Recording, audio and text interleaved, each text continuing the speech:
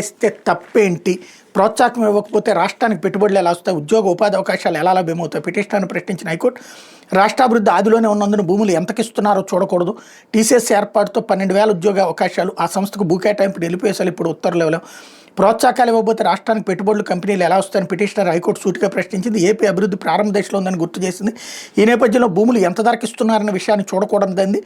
పరిశ్రమలను పెట్టుబడులను ఆకర్షించేందుకు దేశవ్యాప్తంగా వివిధ రాష్ట్రాలు నామమాత్రపు ధరలు భూములు కేటాయిస్తున్నాయని, ప్రోత్సాహకాలు ఇస్తున్నాయని వెల్లడించింది. ఐటీ అభివృద్ధితో బెంగళూరు, హైదరాబాద్ లాంటి నగరాలు ఎలా అభివృద్ధి చెందాయో చూస్తున్నాం కదని వ్యాఖ్యానించింది. ఉద్యోగ ఉపాధి అవకాశాలు కల్పించడానికి ప్రతిష్టాత్మక కంపెనీలకు నామమాత్రపు ధరకు భూములు కేటాయిస్తే తప్పేంటని ప్రశ్నించింది. అందులో భాగంగా రాష్ట్ర ప్రభుత్వం టాటా కన్సల్టెన్సీ సర్వీసెస్ కంపెనీకి భూమి కేటాయించి ఉండొచ్చని తెలిపింది.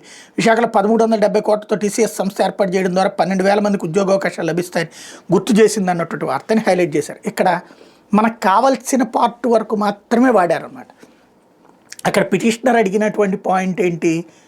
అమ్మేస్తామంటున్నారు రూపాయికి, అమ్మేసేటట్టయితే రేపు పొద్దున పరిశ్రమ పెట్టకపోతే ఆ అమ్మేసిన భూమిని వెనక్కి తీసుకోలేము అంటే, లేదు అది లీజుకి అన్నారు. లీజుకి అయితే టీసీఎస్ తీసుకొని అంటుంది. లీజుకి అయితే టీసీఎస్ వద్దంటం వల్లే అమ్మకానికని పెట్టారు. అమ్మేసిన తర్వాత వాడు ఆ ఫ్యాక్టరీ పెట్టకపోతే 12,000 మందికి ఉద్యోగాలు ఇవ్వకపోతే అది క్యాన్సిల్ చేసి వెనక్కి తీసుకోవడానికి వీలు ఉండదు కదా. అంటే దాని మీద విచారణ చేద్దాం, దాని మీద మీ నివేదిక ఇవ్వండి అని అడిగింది హైకోర్టు రాష్ట్ర ప్రభుత్వాన్ని. అది లేపేశారు. ఇక్కడ అసలు గొడవ అంతా ఏంటంటే, అమ్మేయడం లీజు కింద కనుక రూపాయికి కాదు అసలు ఫ్రీగా ఇచ్చే, నో ప్రాబ్లం, తప్పేమీ లేదు. దానివలన ప్రజలకు ఉపాధి అవకాశాలు వస్తాయి. ప్లస్ ఆ లీజు డబ్బులు తగ్గడం వల్ల వాళ్ళు కూడా తక్కువ ఖర్చుతో పెట్టుకోవడానికి సిద్ధపడతారు.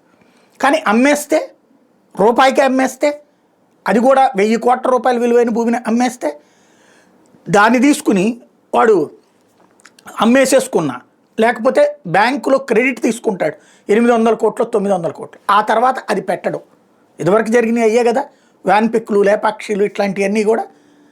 కాబట్టి ఇక్కడ పాయింట్ అంతా కూడా అసలు లాజిక్ అక్కడ ముడిపడి ఉంది. ఆంధ్రాన్ని దోచుకోవడానికి వాడుకుంటున్నటువంటి వాళ్ళు అయితే టీసీఎస్ అట్లాంటి సంస్థ కాదు, నో డౌట్.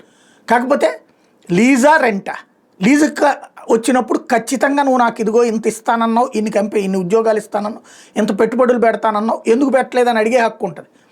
అమ్మేస్తే మనకు ఆ హక్కు ఉండదు. తర్వాత అడిగేతాం, అంతకు మించి పెద్ద ఇష్యూ ఉండదు. లేకపోతే